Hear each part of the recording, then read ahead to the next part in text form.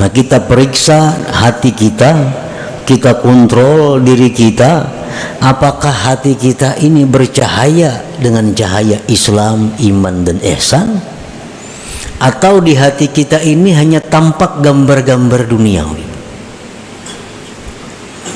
Nah, para ulama pendahulu-pendahulu kita yang saleh. Assalamualaikum warahmatullahi wabarakatuh. Alhamdulillahirabbil alamin. Allahumma shalli ala Muhammad wa ala ali Muhammad. Semoga apa yang disajikan bermanfaat untuk kehidupan kita semua. Sukses dan selamat dunia akhirat. Allahumma amin.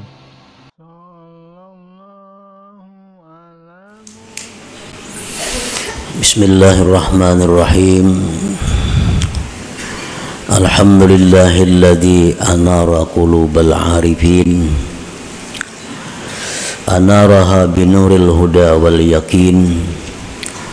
Ashhadu an la ilaha illallah wahdahu la syarika lahul qawiyyul matin, wa ashhadu anna sayyidana Muhammadan abduhu wa rasuluhul amin. Allahumma salli wa sallim wa barik ala sayyidina Muhammadin sayyidil awwalin wal akhirin, wa ala alihi wa sahbihi wa dzurriyyatihi thayyibin, amma ba'du. Alhamdulillahirabbil alamin. Segala puji hanya bagi Allah Subhanahu wa taala, Tuhan semesta alam. Allahumma shalli ala Muhammad wa ala ali Muhammad. Ya Allah, berilah rahmat-Mu kepada Nabi Muhammad dan kepada keluarga Nabi Muhammad sallallahu alaihi wasallam. Para muhibbin rahimakumullah, al-hikmatu tsalisata asyar minal hikamil ataiyah. Qala al-imam Ahmad bin Athaillah as-Sakandari,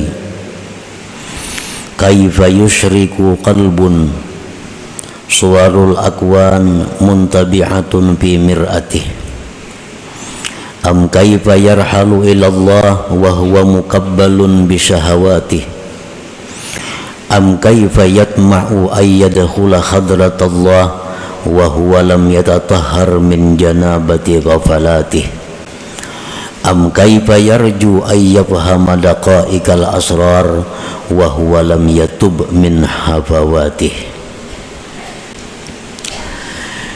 Hikmah yang ke-13 dari Al-Hikamil Athaiyah. Berkata Imam Ahmad bin Athaillah As-Sakandari, kaifa yusyriku qalbun, bagaimana bercahaya hati, bagaimana bercahaya hati. Suwarul akwan muntabi'atun fi mir'atih, sedangkan rupa-rupa, sedangkan gambar-gambar makhluk ini tetap dan tampak di cermin hati itu. Am kaifa yarhalu ilallah, atau bagaimanakah dia bisa berangkat kepada Allah, wa huwa muqabbalun bi syahawatih, sedangkan dia diikat dengan syahwat-syahwatnya. Am kaifa yatma'u ay yadkhula hadratallah, atau bagaimanakah dia ingin masuk ke hadirat Allah, wa huwa lam yatatahhar min janabati ghafalatih, sedangkan dia belum bersuci dari junub kelingahannya. Am kaifa yarju, atau bagaimanakah dia mengharap ayyafhama daqa'iqal asrar, bahwa dia mempaham ilmu-ilmu rahasia, wa huwa lam yatub, sedangkan dia belum tubat min hafawatihi, daripada kesalahan-kesalahannya. Para muhibbin rahimakumullah, di dalam hikmah yang ke-13 ini pengarang menyebutkan 4 pasal.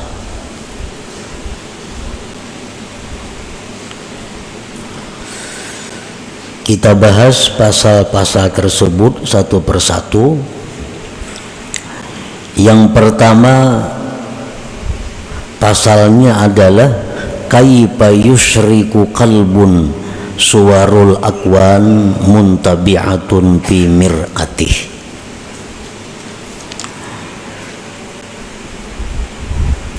Bagaimana hati itu bisa bercahaya sedangkan gambar-gambar makhluk ini tetap dan nampak di cermin hatinya.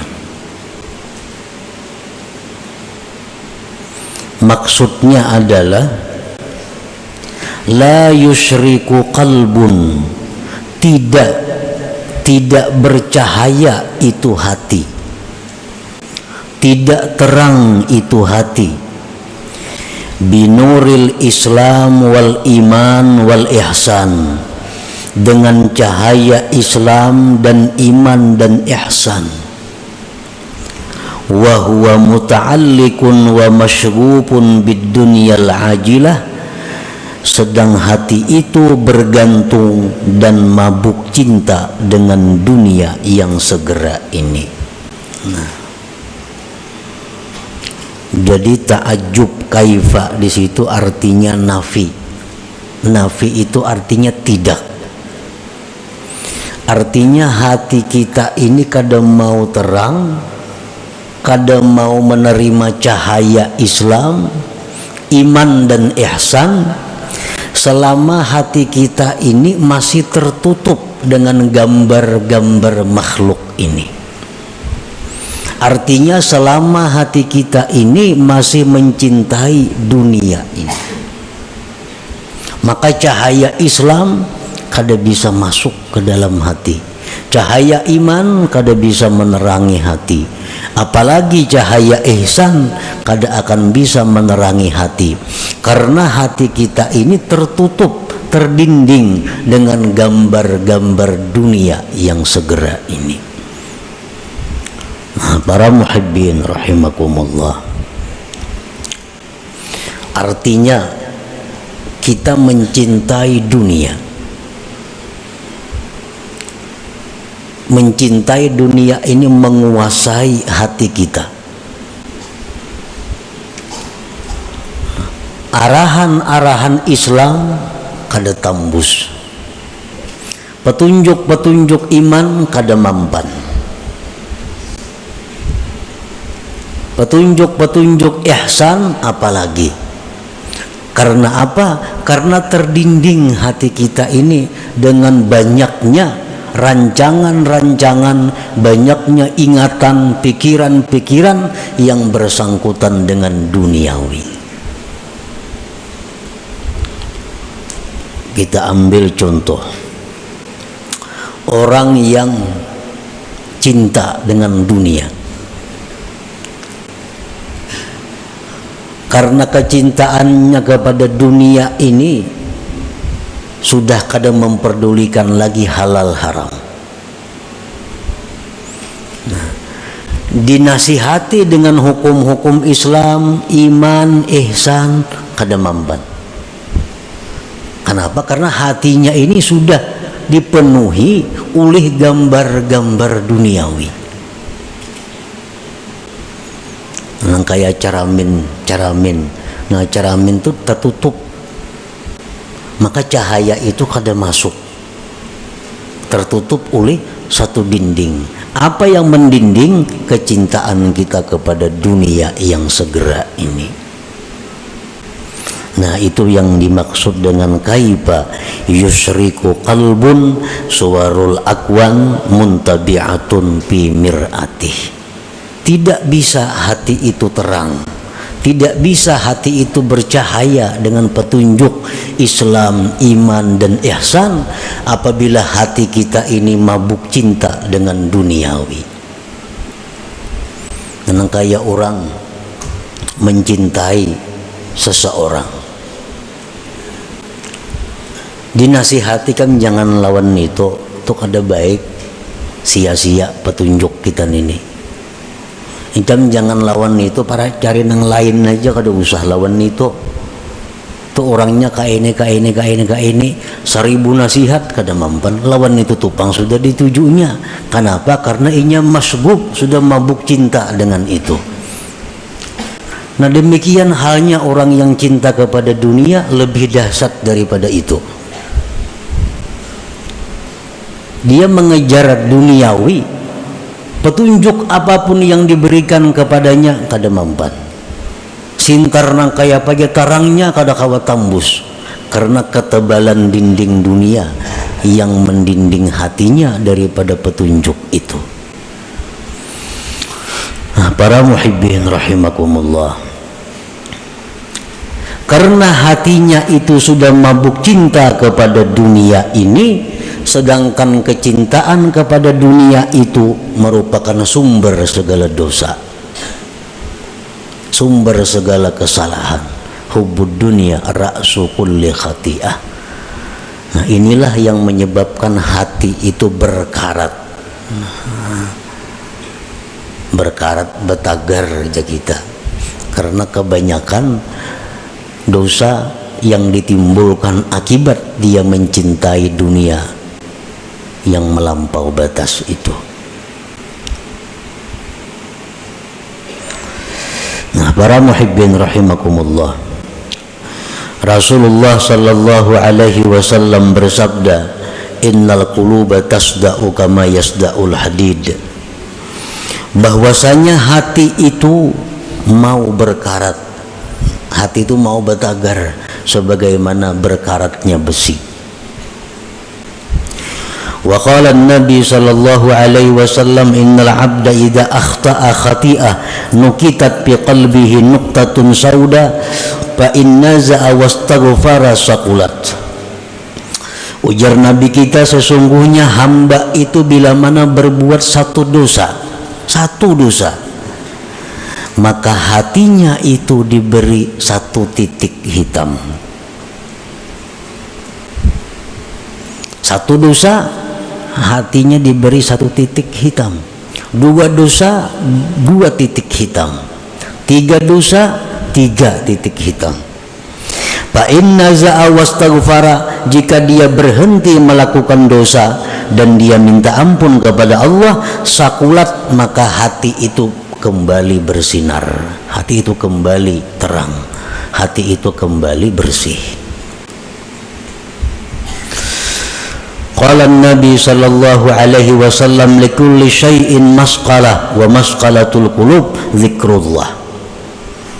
Tiap-tiap sesuatu itu, ujar Nabi, ada alat yang membersihkan. Kayak hampalas itu alat untuk membersihkan, yang kayak sikat alat membersihkan.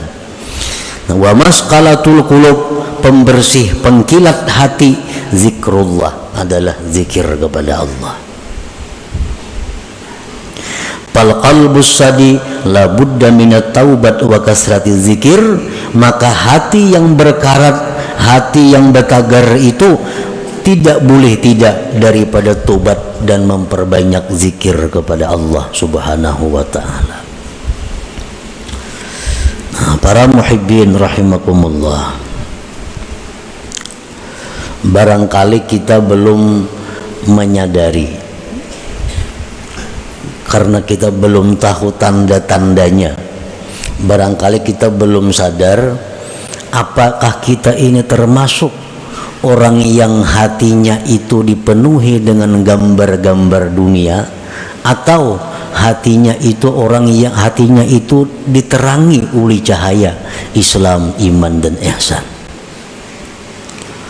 Nah, kita periksa hati kita kontrol diri kita.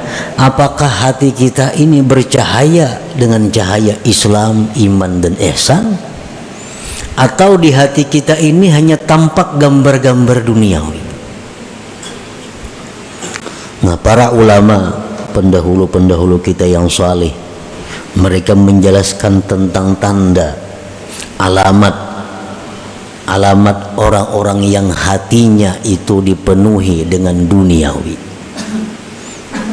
Alamat hati yang tidak bisa ditembus oleh cahaya Islam dan iman. Nah, yang pertama, ya'taqidu annal asbab yu'atsiru ma'allah. Ini tanda orang yang hatinya gelap, yang kadangkala ditembus oleh sinar iman. Orang yang mengiktikadkan bahwa sebab itu memberi bekas beserta Allah dalam hatinya nih, sebab itu menentukan. Bujur Allah semuaan, tapi mau kada bercari awal makan. Nah, contohnya ini contoh orang yang mengiktikadkan sebab menentukan, memberi bekas beserta Allah. Bujur Tuhan nang maampeh akan garing, mau kada berobat maulah ampeh. Nah, bujur nang manganyangakan itu Tuhan, mau kada makan maulah kanyang. Bila hati kita mengiktikadkan seperti itu, berarti kita ini mengiktikadkan sebab itu memberi bekas. Para muhibbin rahimakumullah, Allah Ta'ala memerintahkan kita untuk bersebab. Itu perintah. Allah memerintahkan kita untuk bersebab, berusaha, berubad, makan. Itu dalam Quran ada semuaan perintahnya. Tetapi jangan sampai sebab itu disamakan dengan musabbib, dengan Allah. Cari aja sebab, Tuhan kada melarang. Cari aja makanan, cari aja ubat-ubatan, cari aja usaha, Tuhan bahkan menyuruh. Tapi ingat bahwa itu sebab adalah tidak menentukan apa-apa. Yang memberi bekas itu Allah. Nah, kalau kita ditakuni, bisakah kanyang tanpa makan? Bisa. Bisakah sembuh kada berobat? Bisa. Bisakah sugih kada berusaha? Bisa. Bila kita mengiktikadkan di hati, mau kada makan maulah kanyang, kada mau. Nah, itu i'tikad nang salah. Itu menunjukkan bahwa hatinya gelap, hatinya berkarat. Jadi nang sebab kita i'tikadkan sebab, nang musabbib Allah i'tikadkan Allah. Kedua-duanya ini dicari, tapi ada tingkatan-tingkatannya. Nang sebab jangan disamakan dengan musabbib. Mungkin itu para yai berusaha, kadanya ka itu maksudnya. Mungkin itu para bermakanan. Nah, Allah menyuruh makan, Allah nyuruh berusaha, tapi Allah melarang kita mengiktikadkan makanan itu nang menganyangi. Itu aja yang dilarang Tuhan. Tuhan menyuruh berubat, tapi Allah melarang kita mengiktikadkan ubat itu yang menyembuhkan. Ayo aja berubat. Nah, pertama tanda orang yang hatinya berkarat adalah dia mengiktikadkan bahwa sebab itu memberi bekas beserta Allah. Yang kedua tandanya orang yang hati berkarat, la yakhafu bima aw'adahu Allah ta'ala bin nar awil azab awil la'nah. Dia tidak takut pada sesuatu yang diancam oleh Allah dengan neraka atau azab atau laknat. Dia kada takut. Jar Tuhan, kamu jangan berzina. Zina itu azabnya pedih. Masih aja mau melakukan. Nah, kada takutan. Ujar Tuhan, ikam jangan mendekati zina. Ujar Tuhan, ikam jangan melakukan riba, karena bila ikam riba itu ikam bermusuh lawan aku. Tetap inya riba, maka ada takutan. Nah, ini tandanya hati itu sudah masghub bid dunyal ajilah. Jar Tuhan, jangan melakukan ini, ikam dilaknat kena. Tahu wae da rancak aya dengar. Mendengar di ceramah, di TV, di radio, di mana-mana mendengar ini jangan nih dilaknat, tatap aja digawi. Nah, ini hatinya sudah kagak kawa ditembus lagi oleh cahaya iman, Islam dan ihsan. Yang ketiga, la yarju fima wa'adahu Allah ta'ala minal jannah awir ridwan. Dia tidak mengharap, tidak tergiur dengan janji-janji Allah daripada surga dan keridhaan. Kada tergiur. Biar Tuhan ikam laksanakan ini, balasannya surga bidadari 1000 orang. Kada ada beliau-liur.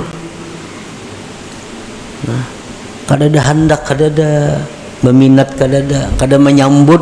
Nah, hati ini kada menyambut. Berarti hati kita tertutup. Al-Quran mengatakan, hadis Rasul mengatakan, baca ini, baca ini, surah ini baca tiap malam. Tumat saja membacanya. Bila ikam baca surah itu, ikam kena mati ke surga, dirabutakan bidadari. Ada tak baca-baca. Nah,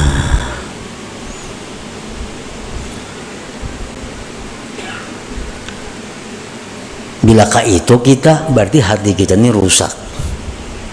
Hati kita rusak. Yang keempat, la yantafi'u bil ilm. Kada kau mengambil manfaat lawan ilmu. Mengaji ya, turun aja tiap kali pengajian, perajinnya lagi. Tapi kelakuan tatap pada berubah-ubah. Nang riba masih riba, nang ketujuh bazina masih ketujuh bazina, nang ketujuh minum arak masih minum arak, nang ketujuh buka aurat masih membuka aurat. Pada turun terus ke pengajian para jinnya. La yantafi'u bi ilmih, kada kau mengambil manfaat dengan ilmu. Berarti hatinya itu kada kau ditembus oleh ilmu. Kenapa? Terdinding oleh kecintaannya kepada selain Allah. Yang kelima, la yantafi'u bi mukhalatatis salihin. Kada ada mengambil manfaat dengan bakawan, bergabung lawan orang saleh. Kawanan ini orang-orang alim, kawanan tuan guru kos itu kamari, tapi tatap kelakuan belajar pada tuan guru, iya sudah. Bapakaiannya, pamandirannya, kelakuannya kayak ada orang bakawan tuan guru, kayak kada bakawan orang saleh, kada kayak bakawan lawan habaib. Nah, ini bahaya ini orang. Kenapa? Artinya cahaya yang ada pada orang saleh itu kada kau menembus hatinya. Bakawan orang saleh macam itu, apalagi bakawan nang kada saleh. La yantafi bi mukhalatatis salihin, kada ada mengambil manfaat dengan bakawan orang saleh. Padahal sudah macam-macam perkataan para ulama, bakawan orang saleh itu menimbulkan rajin beribadah, menimbulkan takut kepada dosa. Itu sudah fitrahnya bakawan orang saleh. Ada ini kada.